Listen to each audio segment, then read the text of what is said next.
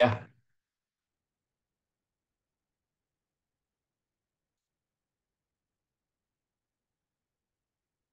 baik. Eh, untuk pertemuan kali ini ya kita gunakan materi dari bukunya Jack Giver ini. Ya.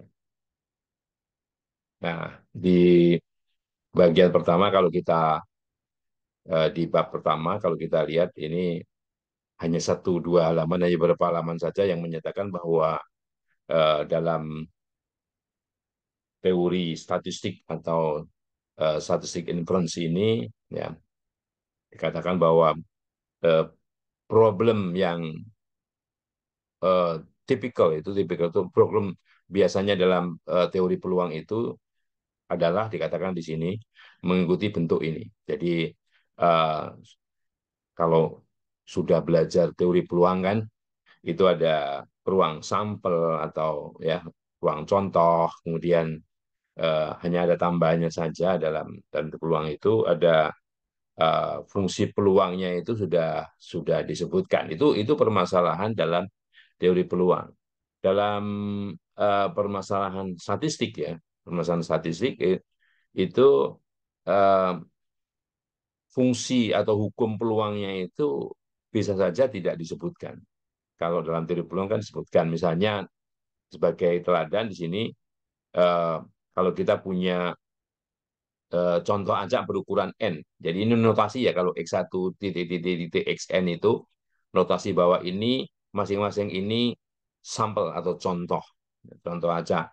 Di sini dikatakan mengikuti eh, distribusi Bernoulli. Di sini dikatakan bahwa X1 sampai Xn ini saling bebas ya. Di mana kita tahu distribusi Bernoulli itu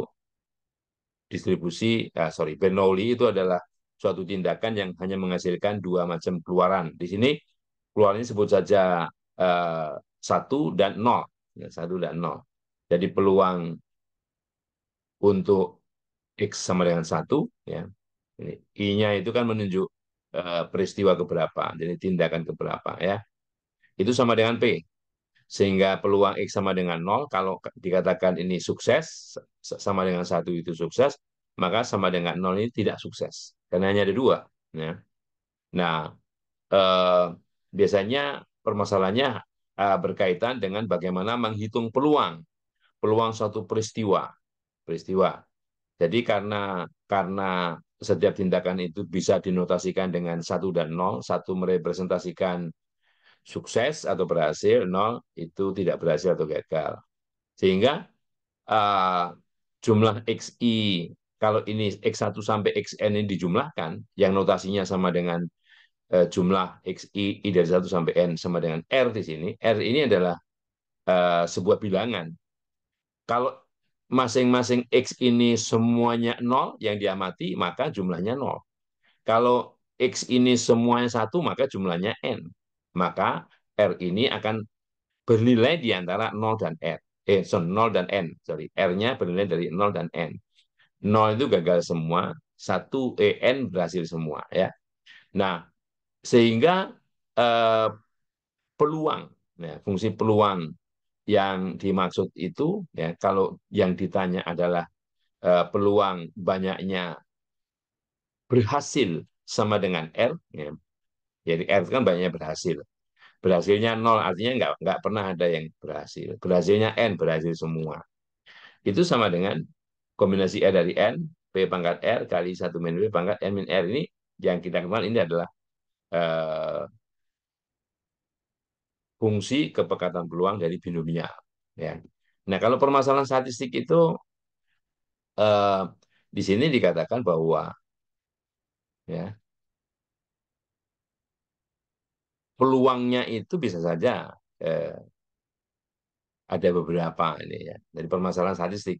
Jadi it's not a single underlying probability law. Jadi eh, dan di sana kita punya kelas beberapa, artinya himpunan dari beberapa kemungkinan peluang, ya. Himpunan dari beberapa kemungkinan peluang. Ambil saja teladannya begini, yang teladan ya. Nah, saya menggunakan istilah teladan example ini ya. Misalnya kita punya koin atau uang logam. Uang logam yang eh, kita tidak bicara masalah ya, pokoknya uang logam yang kita tahu mentah yuk mau yang seratusan mau seribuan dan sebagainya ya. Nah, kemudian andaikan uang logam tersebut kita beri nama gambar dan angka, sisinya itu sisi gambar dan angka ya. Atau head dan tail atau muka dan belakang terserah, pokoknya pokoknya hanya ada dua sisi. Dan kita tahu peristiwa yang demikian itu, misalnya lempar koin itu kita amati yang menghadap ke atas misalnya, berarti itu tindakan Bernoulli. Karena hanya ada dua kemungkinan, muka belakang atau gambar angka dan sebagainya. Nah, ini 10 tindakan Bernoulli, 10 tindakan Bernoulli yang saling bebas ya. Jadi 10 flip, flip itu lempar undi itu ya. Ya atau toss ya. Nah, di mana peluang munculnya katakanlah nih head, head itu muka misalnya, itu adalah P. Kita nggak tahu P-nya berapa. Kita nggak tahu P-nya berapa.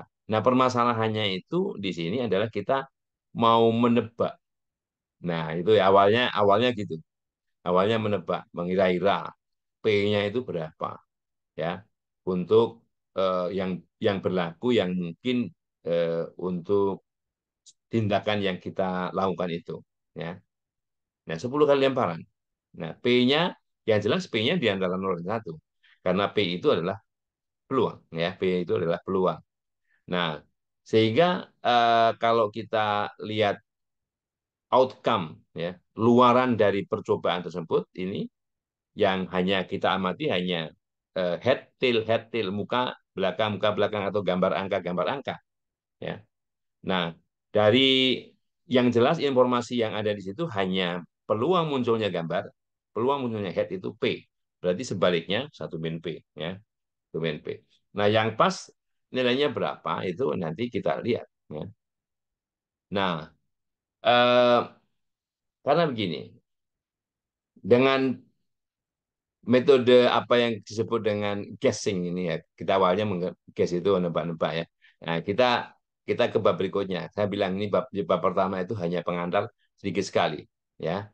Nah, ini adalah permasalahan statistik, bukan permasalahan yang kita hadapi, ini permasalahan statistik. Dalam permasalahan statistik, pertama yang harus kita perhatikan adalah ini notasinya ya, notasi. Notasi yang akan kita gunakan sampai ke belakang misalnya. X di sini adalah pubaza. Pubaza ya. Kalian sudah belajar teori peluang apa itu pubaza dan sebagainya ya. Jadi outcome hasil dari sebuah tindakan, kalau tindakannya melempar undi koin itu ya outcome-nya munculnya head atau munculnya tail, cuma dua ya kan. Jadi X itu mengambil nilai dalam ruang contoh. Nah, S-nya adalah ruang contoh. Dalam tindakan melempar undi itu, maka ruang contohnya adalah hanya ada dua, munculnya head dan munculnya tail. Ya kan? Cuma ada dua. Nah, itu ruang contohnya. Nah, hukum peluang yang berlaku untuk mengubah acak X ini, ya, itu bisa saja tidak diketahui, unknown, ya, unknown pada kita, ya. Tapi bahwa fungsi distribusi f dari x itu ya fungsi distribusi itu integral kalau kalau dia kontinu integral dari fungsi kepekatan peluang, kalau diskrit jumlah dari fungsi kepekatan peluangnya itu anggota dari kelas fungsi distribusi. Jadi omega ini adalah himpunan semua fungsi distribusi ya, himpunan semua fungsi distribusi di sini. Nah, atau omega ini biasanya lebih tepat dikatakan sebagai eh, apa namanya ruang parameter. Ruang parameter kan distribusi itu kan untuk yang kita pelajari ini ada parameternya. Jadi omega ini adalah ruang parameter. Parameter itu apa? Parameter itu sesuatu yang menjadikan populasi. Parameternya secara umum, parameter itu secara umum dinotasikan dengan theta. Ya, theta. Jadi omega adalah eh, possible state of nature, jadi himpunan semua parameter atau disebut dengan ruang parameter. Jadi ruang parameter itu himpunan semua parameter. Kita kembali ke apa namanya permasalahan pertama tadi, ya. Permasalahan pertama. Kalau kita lihat di sini, ya, kita notasikan dari 10 flipping tadi, 10 lempar undi koin tadi, itu kita notasikan dengan X1, X2 sampai X10 ini, atau sebuah vektor X, ya, sebuah vektor X, di mana masing-masing XI, I dari 1 sampai 10 ini, nilainya bisa, kalau head itu kita notasikan dengan 1, atau kalau tail itu kita notasikan dengan 0. Ya. Jadi 10, 10, 10, ya kan? 10, 10, 10, ya.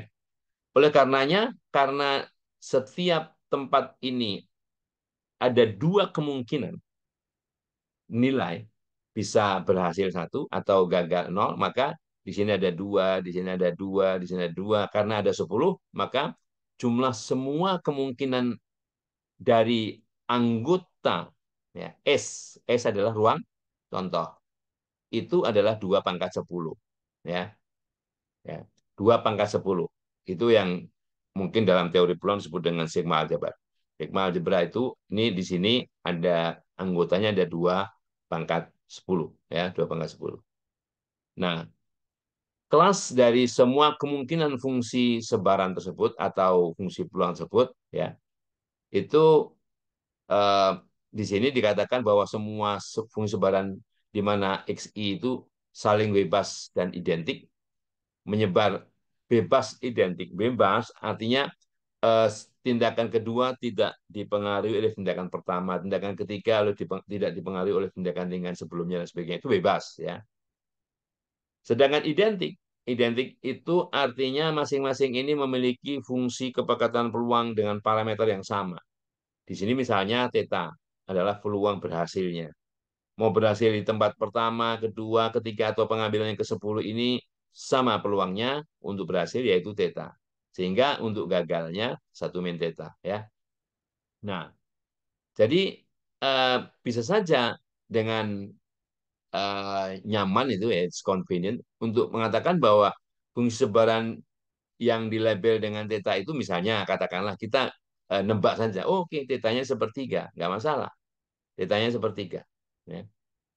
Eh, atau yang lain, ini hanya contoh saja, tetanya yang jelas pengambilan teta ini harus di antara 0 dan 1, ya.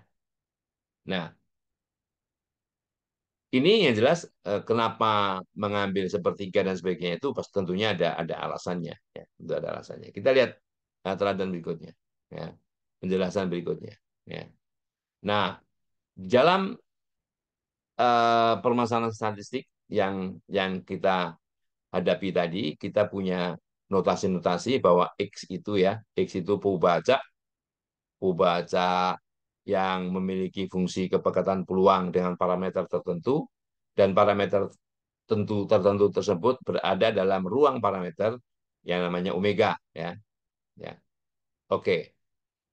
Dalam keadaan satu-satu yang telah kita sebutkan di sana, misalnya peluang bahwa eh, misalnya jumlah XI sama dengan 4 itu adalah 0,15, ini bisa bisa diverifikasi benar atau tidaknya, ya, dengan komputasi, ya, dengan komputasi. Ini hanya ditampilkan 2 digit 0,15, ya.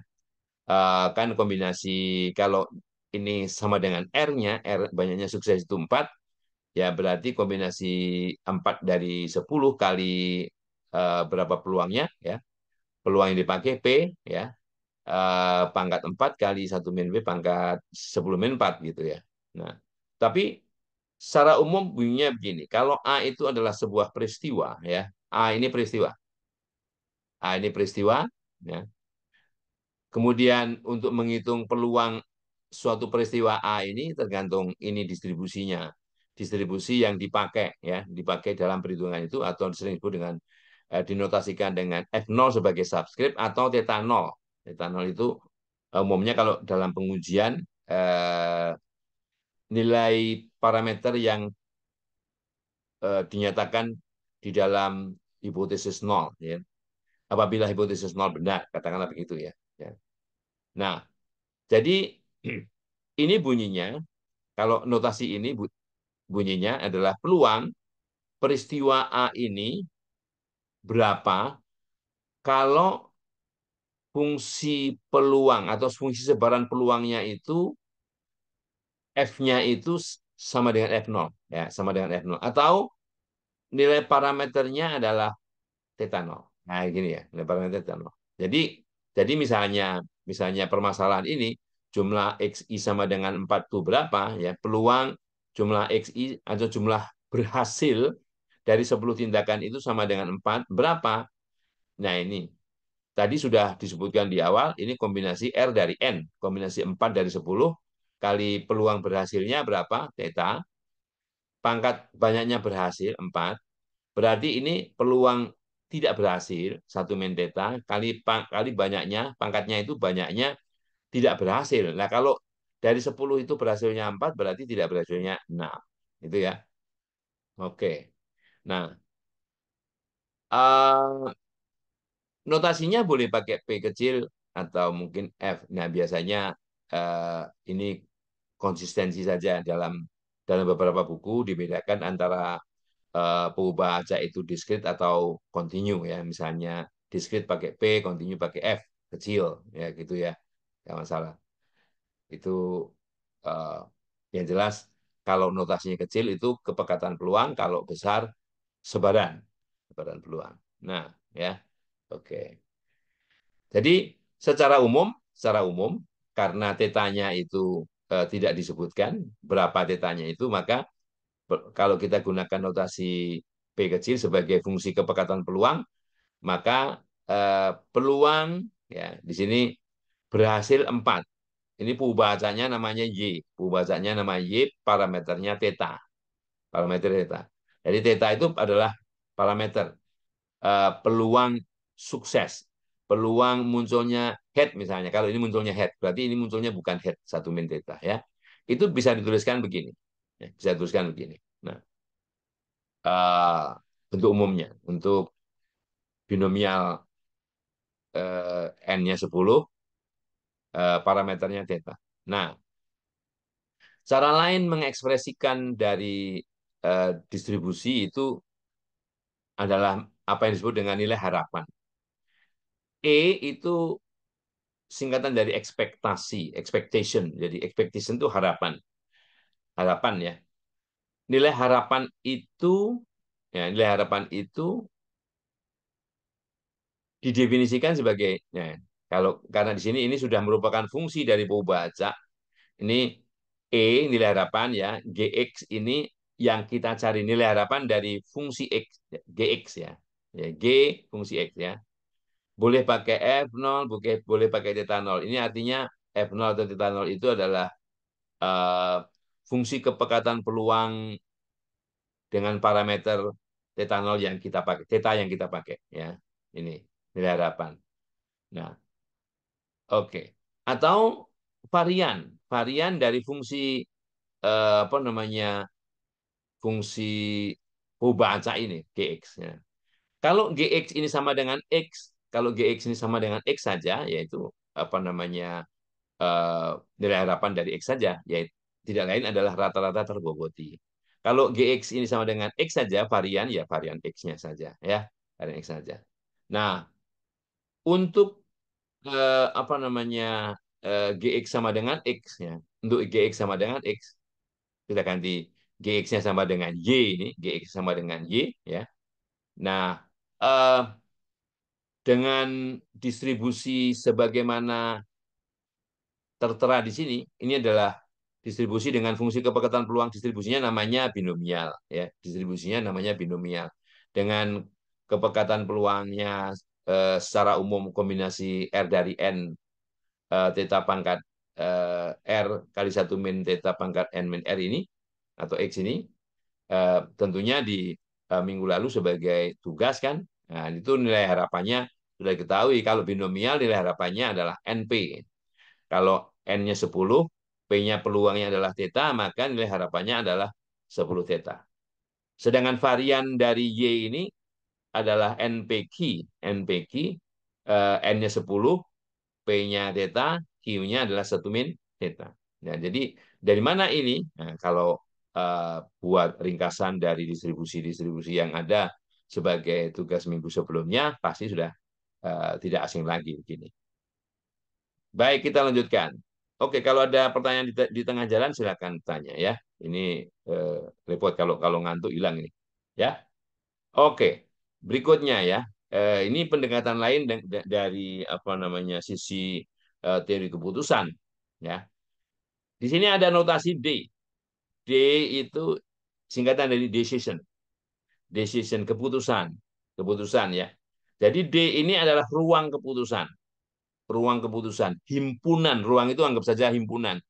Himpunan semua keputusan yang mungkin, ya. Himpunan semua keputusan yang mungkin. Jadi D adalah decision space, ruang keputusan, ya. Oke, sebagai teladan, kita lanjut ke teladan 21 misalnya. Ini kelanjutan yang tadi dalam apa namanya teladan kita sebelumnya, mungkin statistisinya ini tertarik untuk menebak nilai theta tadi. Nilai theta tadi berapa? Ya kan? Maka ruang keputusan yang bisa kita buat di sana adalah ini ya, bahwa ruang keputusan tersebut sama dengan ya anggotanya. Kalau D itu notasi untuk himpunan kan hurufnya kapital. Kalau anggotanya hurufnya kecil, huruf biasa. Bahwa D itu nilainya di antara 0 sampai 1. Kan benar. Kan ruang keputusan. Berapakah taksiran dari tebakan dari theta itu sembarang saja. Misalnya di sini 0,37.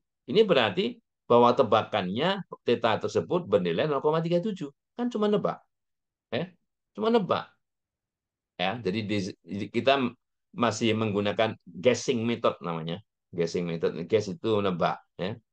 Nah, hanya tebakan dalam teladan 21 ini bentuknya angka, bentuknya nilai. Oke, tebakanku nilainya 0,37, ya kan? Nah, tapi bisa saja orang menebak itu sifatnya kualitatif. Sifatnya kualitatif. Ya, gitu ya. Contohnya misalnya, kita lihat 21B. 21B ini kualitatif. Nah, jadi ruang keputusannya bukan dalam bentuk interval dari 0 sampai 1.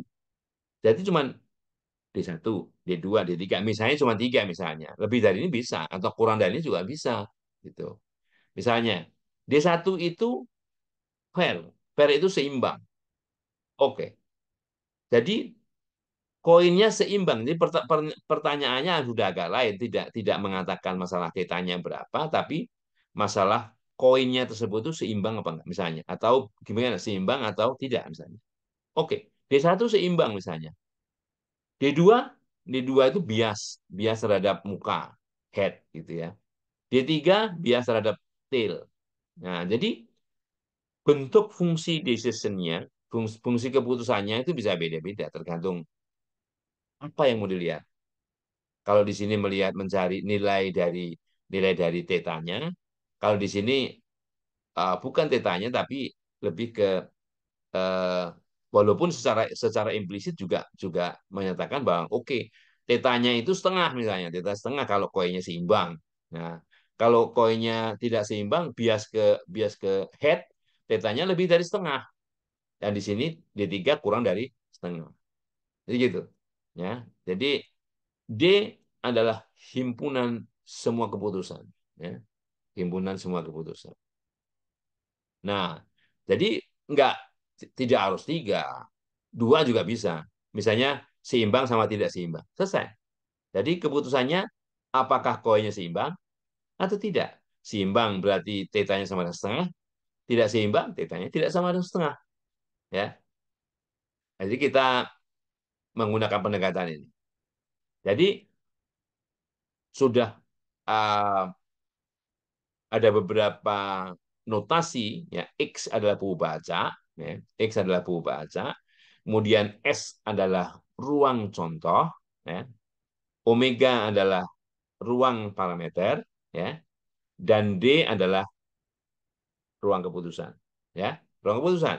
Jadi ada X, S, omega, D. Nah, muncul lagi W di sini ya. Nah, W ini apa? W ini adalah fungsi risiko. Fungsi risiko. Jadi setiap tindakan itu pasti punya risiko, dalam kehidupan juga begitu. Milih A atau B. Kalau A risikonya apa, B risikonya apa. Eh, lebih dari dua juga bisa. Semua apa yang kita lakukan ini tentu punya risiko. Misalnya, ada misalnya beberapa teman memilih misalnya mengikuti program fast track. Nah, ada risikonya pasti. Ada risikonya. Nah, misalnya, oke dalam teladan ini kita kita lihat teladan dua titik satu ya. Nah, kita lihat kita baca di sini. Andai kan seorang penjudi uh, ini tidak hanya ingin menebak berapa nilai theta ya, yang akan governs itu menguasai atau artinya yang eh, berkaitan dengan apa munculnya koin peluang peluang koin itu akan muncul berapa. Tapi lebih ke interval nilai, interval nilai yang berkaitan dengan nilai theta itu sendirinya, begitu. Nah, bisa saja misalnya di sini ada D-nya tidak menggunakan satu dua, tapi D aksen dan D double aksen, D aksen double aksen. Di mana D aksen dan D double aksen itu nilainya seperti ini, urutannya D aksen selalu lebih kecil atau sama dengan dari D double aksen misalnya, ya. Nah, eh, bisa saja misalnya eh, untuk yang pertama theta itu nilainya di antara 0,35 sampai 0,4. 0,35 sampai 0,4. Nah, tapi bisa aja tebakannya oke theta aku 0,37. Kan agak beda ini. 0,37 itu hanya sebuah titik, ya, hanya sebuah titik, satu nilai theta saja. Tapi yang ini tetanya dalam bentuk interval. Oh, enggak, kalau aku tetanya di antara 0,35 sampai 0,4. Dia kurang yakin dengan hanya satu nilai saja. Makanya dalam dalam teori estimasi itu ada penduga titik yang hanya nilainya hanya satu seperti ini misalnya penduga titik ini penduga interval. Nanti kita ke arah sana ya. Nah, oke. Nah, apa kaitannya dengan eh, D dengan yang lain tadi? Oke. Jadi kalau kita definisikan W itu adalah fungsi kerugian, fungsi kehilangan, sorry, fungsi kehilangan atau fungsi kerugian sama aja, ya. Nah, itu punya bentuk seperti ini, punya bentuk seperti ini, ya. Misalnya nih, ini kerugian. Ya. Eh, kalau kita lihat bentuk fungsi kerugian ini, ya, ada didefinisikan seperti ini. Bisa baca di sini, bisa langsung lihat di sini ya. Nah, andai kan nilai kerugiannya itu namanya L, nilai kerugiannya itu namanya L, ya. Nah, dia tidak akan rugi. Artinya begini, D1 adalah keputusan yang kita ambil. Keputusan yang kita ambil untuk menebak nilai theta. Ya. Keputusan yang kita ambil untuk menebak nilai theta. Ya. Nah, andai kan tebakannya ini 0,5. 0,5 ya. Nilai tetanya kan, ya theta, nilai sesungguhnya theta. Kita nggak tahu nilai tetanya berapa. Andaikan, andaikan jarak antara nilai ini dan yang ditebak itu kurang dari 0,005, ya, kan dia sangat dekat berarti. Maka nggak ada kehilangan, nggak ada kehilangan ya, nol, W-nya nilai W-nya nol. Tetapi kalau lebih besar dari 0,005 ada, besarnya berapa L? Nah, gitu ya L. Berarti kalau ini sebaliknya nih, ini sebaliknya ya. Kalau D2 ini sebaliknya. Jadi justru yang lebih besar dari 0,005 itu yang nilai W-nya 0. W adalah fungsi kerugian ya atau fungsi kehilangan. Hilang dong, kalah ya, kalah. Jadi kalau misalnya yang D2 ini justru kalau dia lebih kecil dari 0,005 jaraknya, ini jarak ya. Jarak itu harga mutlak. Kan nggak ada jarak negatif. Nah, gitu ya. Nah, jadi kalau kalau begitu notasi ini W ini ya bisa kita gunakan untuk apa yang disebut dengan ini fungsi kerugian. Fungsi kerugian ya. Secara umum bentuknya W, F, D atau W theta D. Kalau kita gunakan notasi fungsi sebaran kumulatif W, F, sorry. Kalau kita gunakan parameternya theta. Nah, jadi parameternya theta. Terserah mana yang mau dipakai ya. Mana yang mau dipakai. Nah, begitu. Kita lihat. Kita lihat misalnya sebentar, sebelum ini ada nggak? Oke, ke bawah nggak ada ya. Andai kan teladan dua-dua ini, teladan dua-dua ya. Nah, misalkan ukuran yang digunakan oleh para astronomer ya, itu adalah pubaca yang masing-masing berdistribusi normal. Kita tahu distribusi normal itu punya dua parameter, yaitu mu ya. Ini mu tidak lain adalah nilai apa namanya sumbu simetrinya, rata-ratanya ya, titik di mana eh, data itu musatnya di mu, sedang ukuran penyebarannya yaitu sigma kuadrat atau variannya ya. Jadi mu adalah minnya, sigma kuadrat adalah variannya ya. Bahwa mu di sini adalah jarak ya, actual distance, jarak yang sesungguhnya terhadap bintang, terhadap suatu bintang ya. Nah, dalam astronomi bintang itu karena saking jauhnya, kalau dihitung pakai satuan biasa itu nolnya terlalu banyak, maka ukurannya adalah tahun cahaya, light years, tahun cahaya.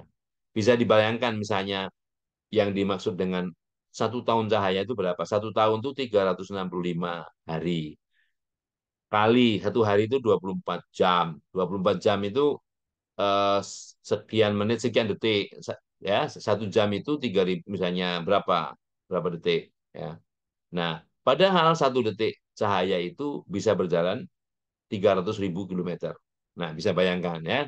Nah, Bintang terdekat, bintang terdekat dengan bumi misalnya kurang lebih itu 4,3 tahun cahaya. Artinya cahaya yang kita lihat itu adalah cahaya dari bintang itu 4,3 tahun yang lalu baru nyampe sini. Itu adalah Alpha Centauri misalnya. Belum yang lain. Makanya begitu besar ukuran alam semesta. Jadi mu ini nilainya pasti nggak ada yang negatif dong.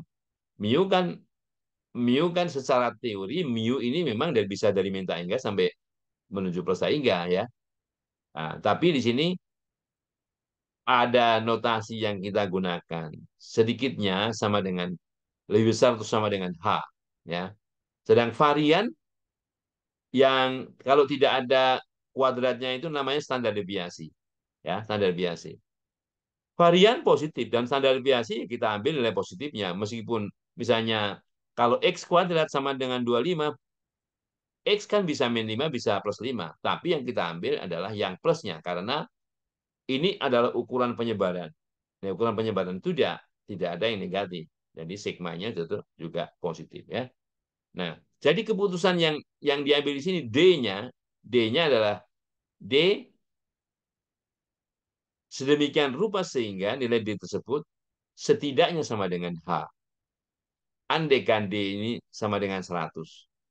D sama dengan 100 misalnya.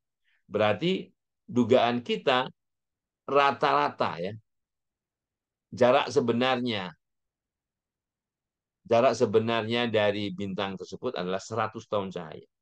Rata-rata loh. Kan tadi saya bilang hanya yang paling dekat 4,3 tahun cahaya, ya. Bayangin 100 tahun, ya. Woi, ini luar biasa dengan jaraknya. Oke, D ya. D ini jaraknya. Nah, bagaimana dengan loss-nya lah, ya, dengan loss-nya, loss function-nya, W-nya.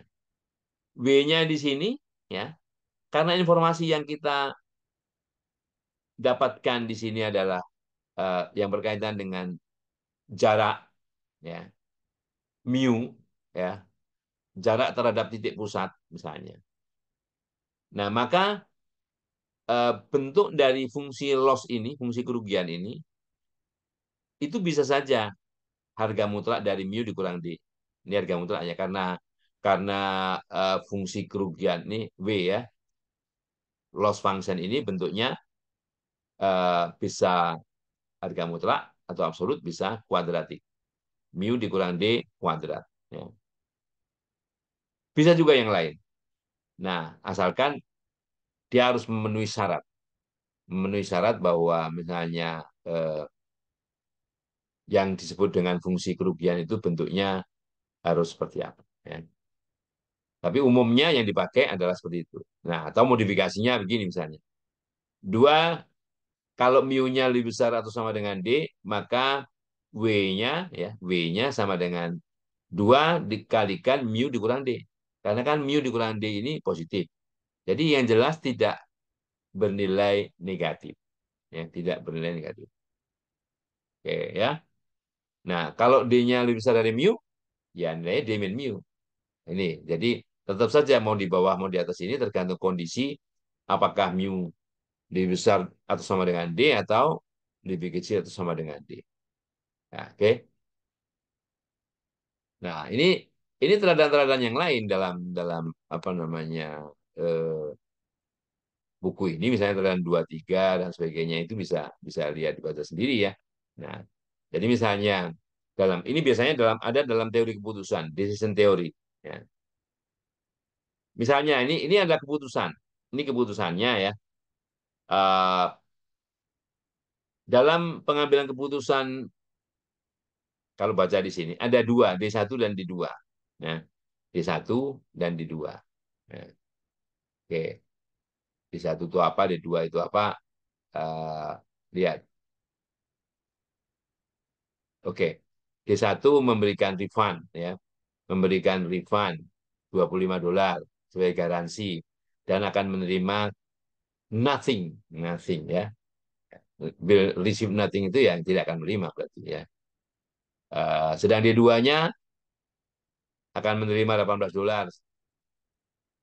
kalau tetanya lebih besar dari 0,02. Jadi di sini begini. Ini berkaitan dengan misalnya cerita di atas, apakah proporsi teta ini ya, ini kerusakan barel. Ini berkaitan dengan minyak. Kalau proporsi teta ini lebih kecil atau sama dengan 0,02 atau 2%, ya, maka penalti ini sama aja penalti. Si fungsi W tadi, ya, penalti tadi. Ini penaltinya ya. Kalau kalau D1 yang diambil, D1 yang diputuskan, oke kita pakai keputusan D1. Tapi kenyataannya bahwa theta ini lebih kecil dari 0,02, maka dia akan memperoleh $10. Nah, ini bilangannya biar kecil biar bisa apa namanya dilihat di sini. Kenyataannya bisa bisa enggak nih ya. Bisa besar sekali. Sedangkan kalau D2 yang kita pilih dan kenyataannya si theta itu kurang dari 0,02, ini hanya $3. $3 nantinya. Nah, nah, tetapi kalau D1 yang dipilih dan kenyataannya persen defektifnya, proporsi defektif dari barel itu lebih besar dari 2%, maka dia rugi nih. Rugi $15. Ya. Sedangkan kalau D2 tetap saja mau, artinya kalau di sini ini $3, ini $3, mau berapa saja tetanya itu nggak masalah, tetap aja dapatnya $3. Nah gitu ya. Nah, nanti nanti berkaitan berkaitan dengan apa namanya eh, keputusan mana yang diambil itu ada dalam teori keputusan ada eh, menggunakan konsep regret, penyesalan, atau di sini ada minimax, maximin dan sebagainya. Ini ada teori tersendiri. Kita tidak bahas di situ dalam decision theory ya. Oke.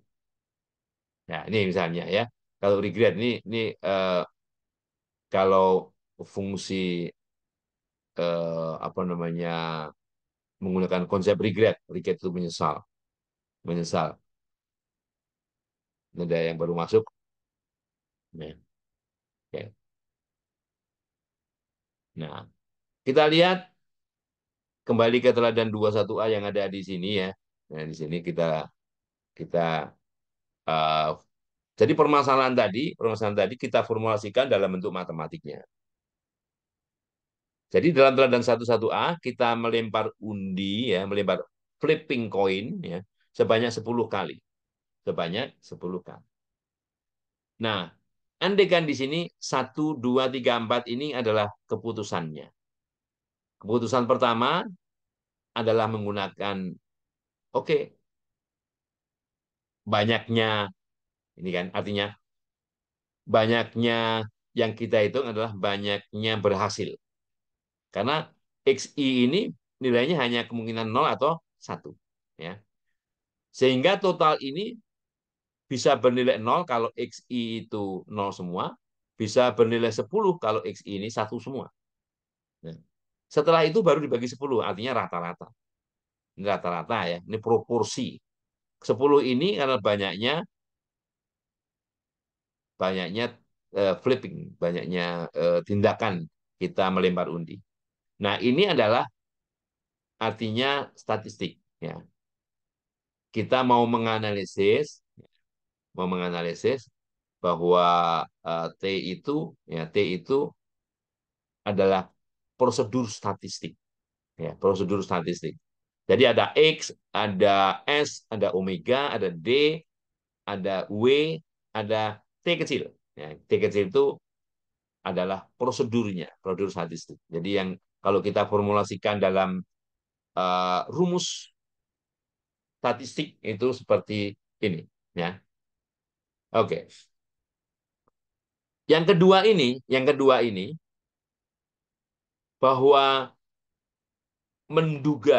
menebak nilai theta tadi itu dengan menggunakan konsep seperti ini. Ya. Kalau kita lihat mundur sejenak, ya, dua, eh, nanti bisa mungkin terlalu jauh di sana, ya. Dua ini gini, andaikan, jadi kita kita flipping coin begini, flipping coin ya, andaikan eh, lemparan pertama itu, andaikan lemparan pertama itu langsung muncul head, maka nilainya sama dengan 1. Ya, nilainya sama dengan 1. Jadi nilainya sama dengan 1. Ya.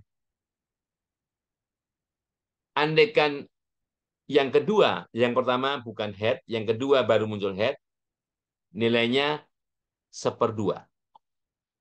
Jadi tergantung tergantung munculnya head itu pertama kali pada lemparan ke berapa. Ya. Pada lemparan ke berapa. Kalau pada lemparan ke-7 baru muncul head, maka peluang ini, sorry, bukan peluang. T-nya, nilai T-nya itu 1/7.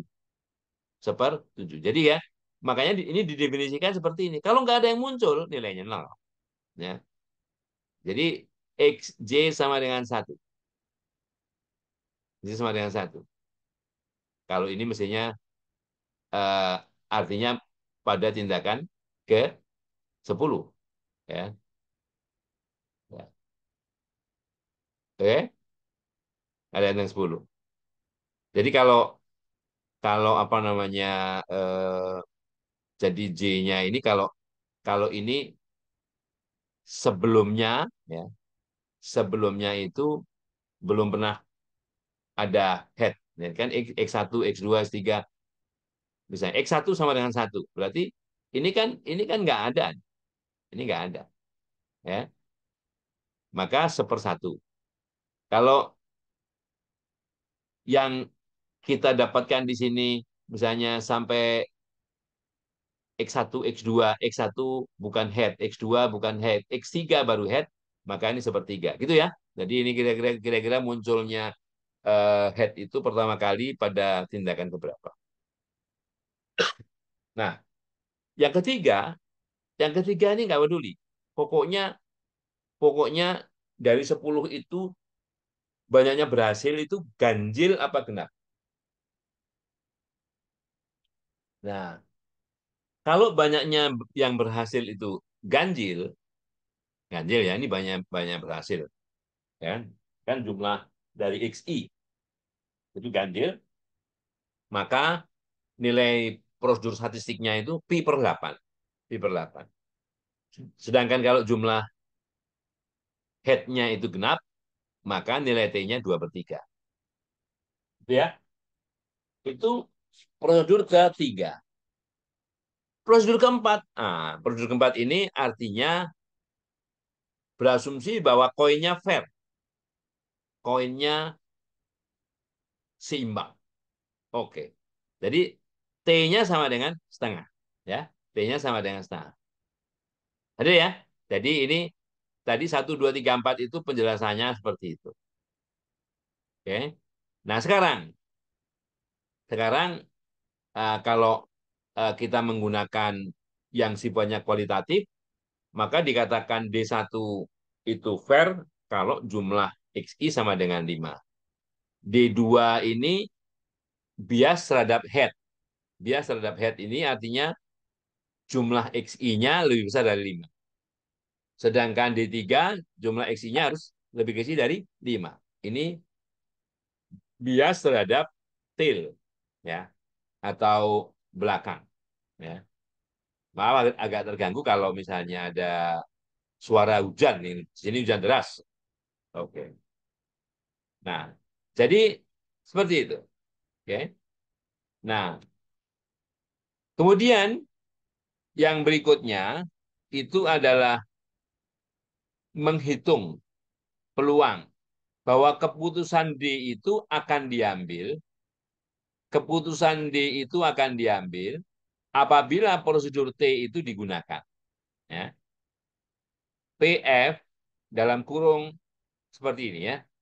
Nah, jadi dalam notasi kita gunakan istilah Q atau dalam beberapa ilmu yang lain ini disebut dengan uh, operating karakteristik. Jadi karakteristik itu ciri operasi. Jadi fungsi ini juga fungsi. Fungsi di mana kita menggunakan ya keputusan D ini ya, apabila prosedur yang dipakai adalah T ya. T. Ini prosedur yang dipakai T ya. QT, T-nya di bawah ini ya sebagai subscript. Ini prosedur yang dipakai dengan tetap memperhatikan bahwa F adalah fungsi sebarannya, fungsi distribusi ya. Dan D adalah keputusan yang diambil ya. Apakah Q itu? Q itu tidak lain adalah aduh sorry.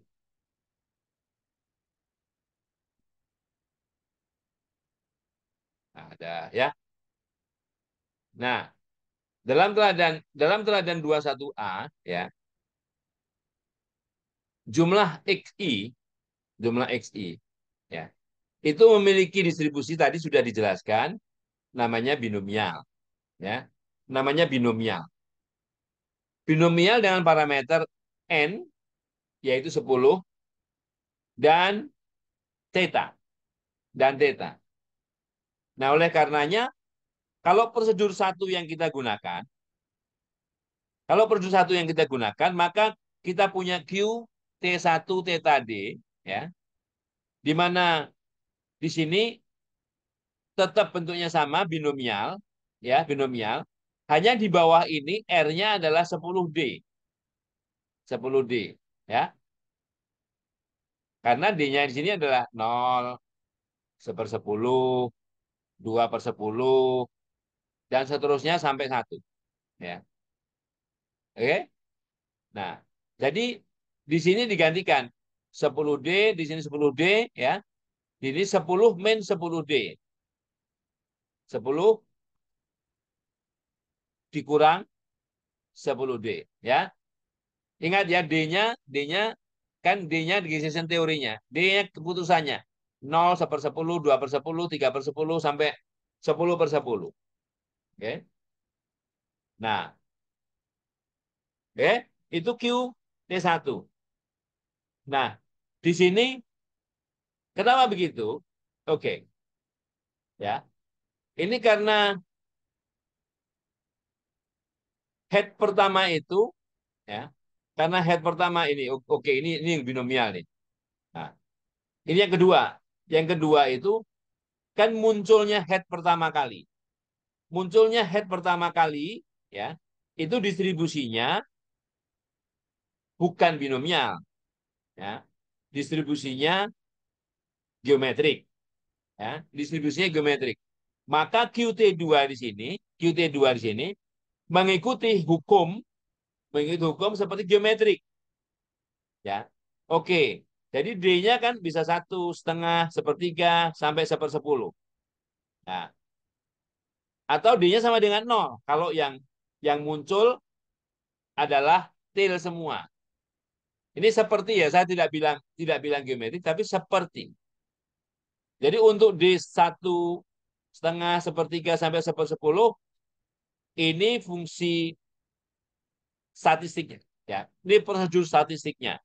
Sedang untuk D sama dengan 0, prosedur statistiknya ini. Ya. Ini hanya untuk menyangatkan. Jadi otherwise ini hanya untuk menyangatkan bahwa untuk hal-hal lain di luar itu nilainya seperti itu. Itu adalah operating karakteristik, ya, ciri operasi. Jadi Q-nya adalah itu. Q1. Q2 seperti ini, Q2, ya. Q2 seperti ini.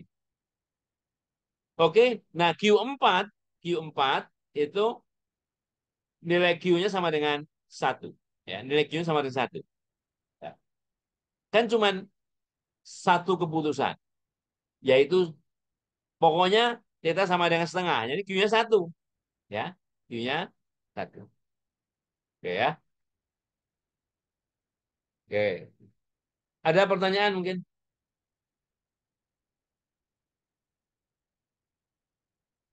Oke, mungkin karena juga kendala hujan, ya.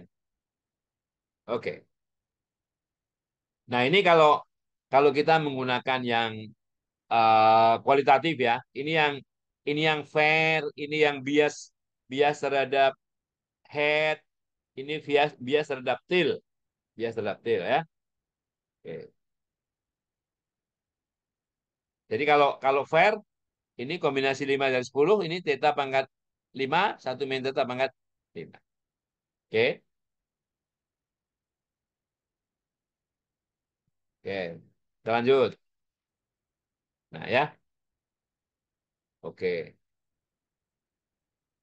Nah, sekarang tadi ada QT yang cara menghitungnya baru saja kita pelajari, ya. Cara menghitungnya baru saja kita pelajari. Nah, sekarang kan rata-rata, sorry, kan loss atau kehilangan itu kan untuk beberapa kemungkinan nilai, untuk beberapa kemungkinan keputusan. Nah, keputusannya kan bisa lebih dari satu, ya. Nah, oleh karenanya, dengan mempertimbangkan semua kemungkinan keputusan, dengan mempertimbangkan semua kemungkinan keputusan, maka kita punya namanya fungsi risiko, ya. Fungsi risiko, ya. R. Risiko kalau kita menggunakan prosedur T, ya, prosedur T untuk mengestimasi kalau fungsi distribusinya adalah F0. Jadi ini adalah apa yang disebut dengan fungsi risiko, ya. Ini loss, ini fungsi kehilangan. Jadi rata-rata atau nilai harapan dari semua kemungkinan loss function dengan memperhatikan semua D, ya. D-nya kan macam-macam nih. Nah, kalau dia continue ya bentuknya integral. Kalau dia discrete ya bentuknya jumlah, ya. Jadi perhatikan untuk semua kemungkinan, ya. Oke, itu namanya fungsi risiko. Jadi yang namanya fungsi risiko ini adalah nilai harapan. Nilai harapan ini formula di atas tadi, ya. Nilai harapan dari fungsi loss, fungsi kerugian, ya. Fungsi kehilangan. Nilai harapan dari fungsi kerugian atau kehilangan. Nah, oke. Misalnya, nih misalnya teladan yang pertama, ini ya, kita tahu bahwa notasi ini adalah notasi rata-rata, notasi rata-rata, ya. Andaikan dalam teladan 21 ini fungsi lossnya, ya, fungsi lossnya itu menggunakan bentuk kuadratik. Theta dikurang D kuadrat. Theta dikurang D kuadrat. Theta adalah parameter yang mau kita estimasi, ya. D adalah keputusannya. D adalah keputusannya. Nah, kemudian kita tahu bahwa 10 kali 10 kali 10 kali ini, kalau tadi ini kan N-nya 10 ya. Jumlah berarti 10 kali rata-rata N kali X rata-rata ini jumlah. Jumlah tadi itu distribusinya binomial, ya. Binomial. Binomial dengan parameter berapa? NP. N-nya 10, P-nya theta. Ingat ya, ini sebagai tugas minggu pertama kan, makanya mengenal mengenal kembali atau mengulang fungsi sebaran peluang dan fungsi sebaran kumulatif dari masing-masing distribusi, ya. Variannya NPQ. Variannya NPQ. N-nya 10, P-nya theta. Q-nya 1 min P, ya. Sehingga sehingga fungsi resiko dari penggunaan prosedur statistik yang pertama tadi, yang statistik pertama itu T1X, ya. T1X itu rata-rata tadi. Rata-rata, ya. Jadi ini digantikan, T1X digantikan dengan X rata-rata, ya. 10 karena N-nya 10, ya. Dikurang theta. Nah, nilai harapan dari X rata-rata dikurang parameternya ini adalah varian, ya. Varian. Tapi varian dari X rata-rata. Varian dari X rata-rata, nah, dari distribusi binomial, ini adalah theta kali 1 min theta dibagi 10. Jadi, varian binomial ini dibaginya 10 kuadrat 100, ya. Jadi ini. Jadi theta kali 1 min theta dibagi 10. Nah, ini bagi yang belum terbiasa harus dicari dulu tahapan demi tahapan. Ini adalah uh, varian dari distribusi binomial dengan parameter 10 dan theta, ya. Kalau ini bukan binomial, varian dari X rata-rata, ya. X rata-rata. Oke. Nah, kalau kita gunakan prosedur 4, maka, ya, nilai T-nya diganti, T4. T4-nya diganti setengah, ya. Karena kita dalam prosedur 4 itu beranggapan bahwa koinnya seimbang. Jadi T4 sama dengan setengah ini. Kan tadi T4 sama dengan setengah, ya. Jadi setengah dikurang theta. Setengah itu konstanta. Dikurang theta. Kemudian dikuadratkan. Baik setengah maupun theta itu bukan pengubah acak. Karena bukan pengubah acak, ya nilai harapan dari sebuah apa namanya pengubah acak, konstanta adalah konstanta itu sendiri. Jadi nilai harapan sebuah konstanta adalah konstanta itu sendiri, ya. Oke. Nah, jadi untuk RT1 theta itu theta kali 1 min theta per 10. Untuk RT4 kita punya setengah dikurang theta kuadrat, ya. Andekan ada prosedur 5. Ada prosedur 5, ya. Nih, misalnya prosedur 5 ini sama dengan ini, tahu aja nggak tahu dari mana, ya.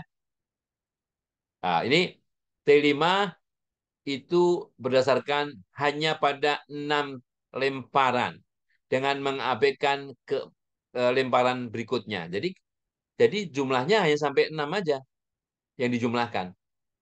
Jadi 0 bisa, 1, 2, 3 bisa, 4 sampai bisa 6 bisa, ya. pedulikan mau yang ke-7 itu 0 per 1 dan sebagainya, sampai yang ke-10 tidak masalah. Nah, tapi yang dijumlahkan hanya 6 pertama. Oke? Maka T5 ini digantikan rata-rata 6. Rata-rata 6 artinya rata-rata berdasarkan 6 sampel. Nah, identik dengan yang T1 tadi, maka nilai harapan atau nilai risiko dari eh, pengambilan T5 ini sebagai keputusan adalah theta kali 1 min theta per 6. Ya. Oke. Untuk T2 dan T3, nah ini karena di sini komputasinya Messier itu lebih messy, lebih amburadul ya, maka di sini tidak di apa namanya sajikan ya, tidak sajikan. Oke. Nah, bagaimana dengan T1 dan T4 tadi? Kalau digambarkan. Nah, T1, T4 dan juga T5. Ini ya, ini T1 tadi theta kali 1 min theta per 10. Gambarnya seperti apa sih?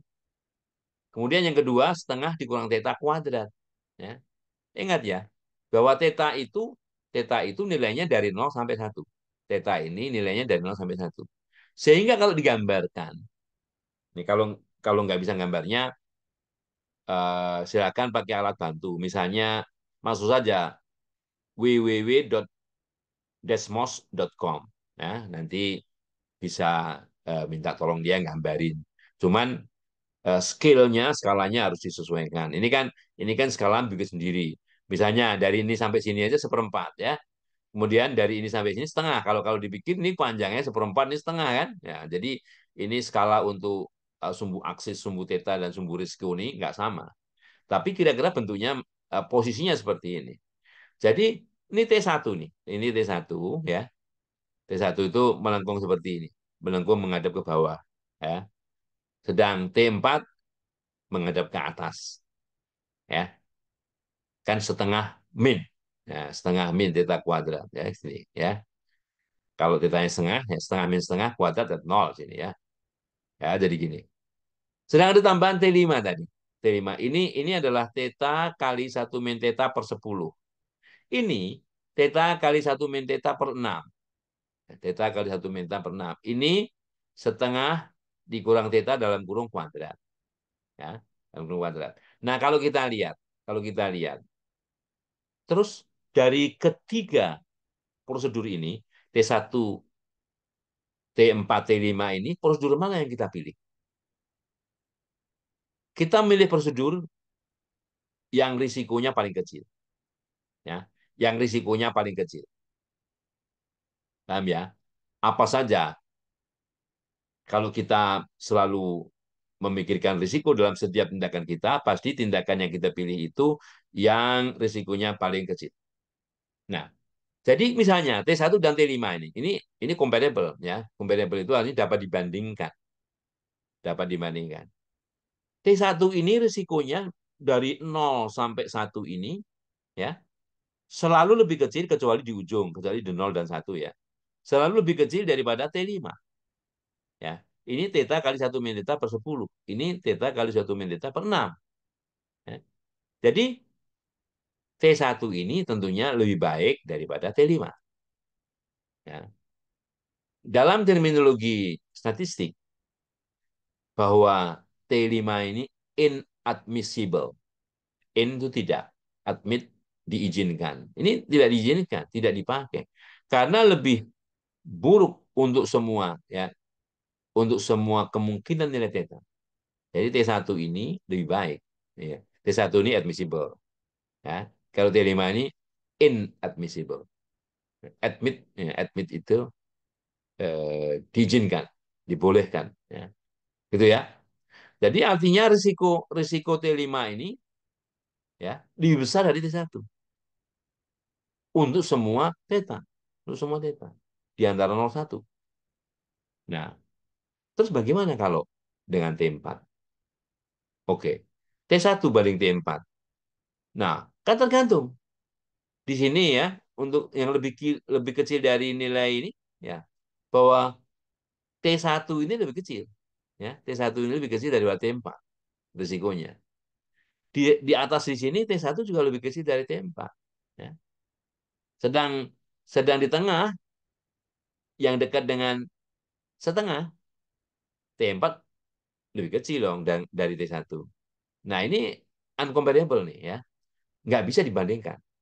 Jadi kalau mau membandingkan ya piecewise, artinya di mana tetanya.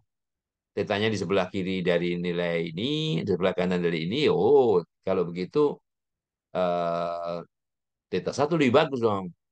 Kalau jauh dari setengah. Tapi kalau dekat dengan setengah, teta 4 lebih bagus. Gitu ya. Kira-kira begitu. Nah, mungkin ada pertanyaan. Nah, saya yakin bahwa eh, kalaupun masih ada kendala dalam kalkulasi ini dan sebagainya, itu basicnya adalah kemarin yaitu mengenai distribusi. Ya. Bagaimana menghitung distribusi apa namanya sifat-sifat dari distribusi Bernoulli, binomial, geometrik dan sebagainya ya, dan nilai harapan serta variannya. Oke? Itu. Nah, makanya yang tugas pertama itu harus dipahami. Nah, jadi dicatat. Nanti kalau ada yang masih belum jelas, tanyakan. Kalau karena masih tugas kan masih masih bisa bertanya sama temennya gitu ya. Tapi ya jangan jangan nyontek bener ya. Atau cari di internet. Zaman saya dulu mana ada internet ya. Sekarang bisa dicari ya. Ini jadi inadmissible, terminologi inadmissible dan admissible tadi secara gambar sudah secara gamblang saya berikan ya. Oke, ada yang mau bertanya?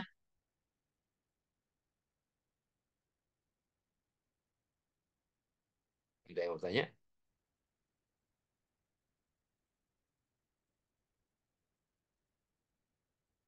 Oke, nggak ada yang tanya ya.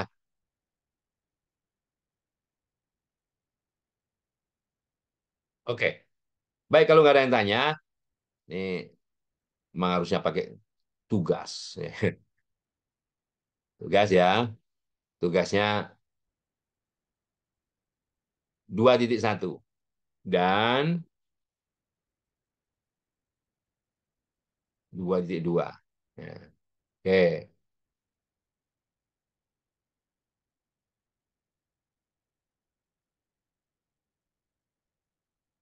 oke.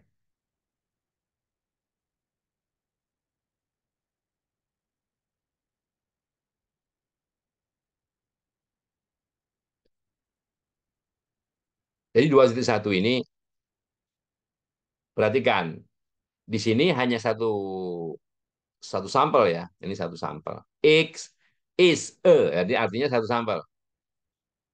Satu sampel ini. Distribusinya Bernoulli ya. Maka dan ini ingat ya, loss function-nya ini W-nya ya. Vitamin D kuadrat ya.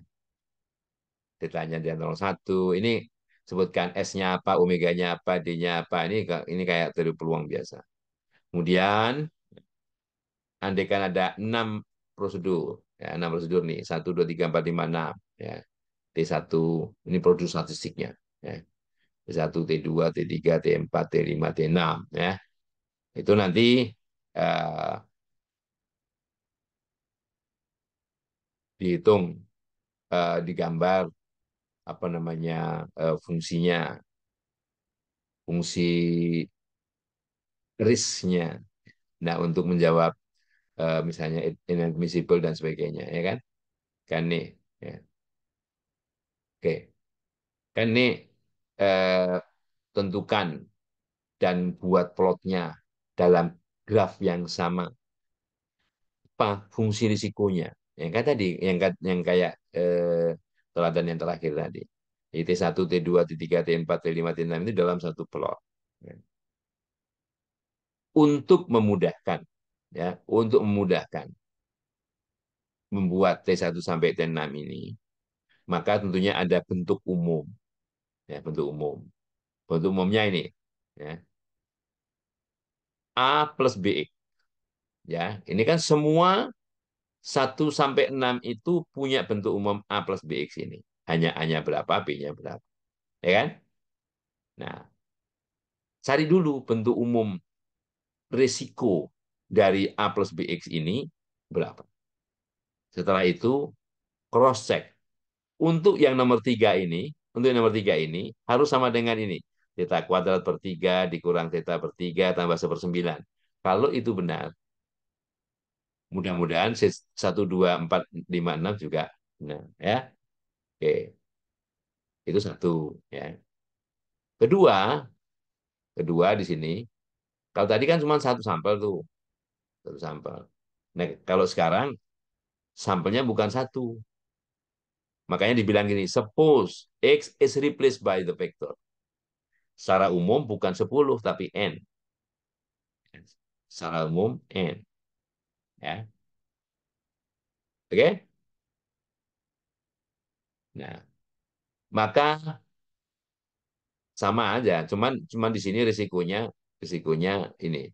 Prosedurnya T1, T2, T3 ya, itu bisa dihitung, bisa dikalkulasikan seperti ini. Ya, jadi T1-nya rumusnya ini, T2-nya ini, T3-nya ini ya. Tunjukkan bahwa risiko T1N artinya dengan menggunakan N sampel itu menjadi ini, T2-nya menjadi ini, T3-nya menjadi ini. Ya, oke. Nah, nah. Oke, perintahnya bahasa Inggris. Oke. Nah, sama seperti yang tadi ya. Untuk itu buat bentuk umumnya dulu. Bentuk umumnya kalau kalau apa namanya kalau tadi A plus BX ini A plus B jumlah X. Oke? Oke. Satu aja deh. Satu aja. Dua nggak usah. Oke? Ada pertanyaan?